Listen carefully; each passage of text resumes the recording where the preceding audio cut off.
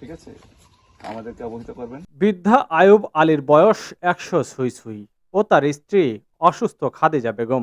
বাড়ি ঝিনাইদহ সদর উপজেলার হরিশঙ্করপুর ইউনিয়নের ৮ নং ওয়ার্ডের আর্চ নারায়ণপুর গ্রামে।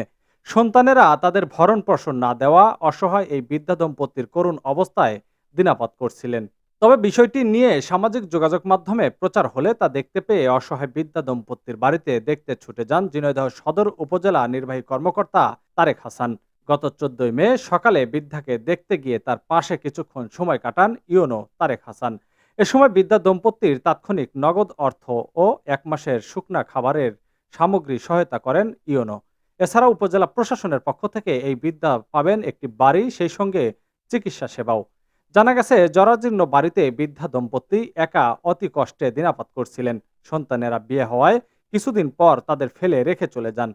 এদিকে তার কোনো সন্তানই তাদের খোঁজ খবর রাখে না। তাদের কোনরূপ দেখভাল করার মতো তেমন কেউই নেই। ভাঙা ঘরের বারান্দায় শুয়ে শুয়ে বৃদ্ধা এক পলকে তাকিয়ে থাকেন বাইরে।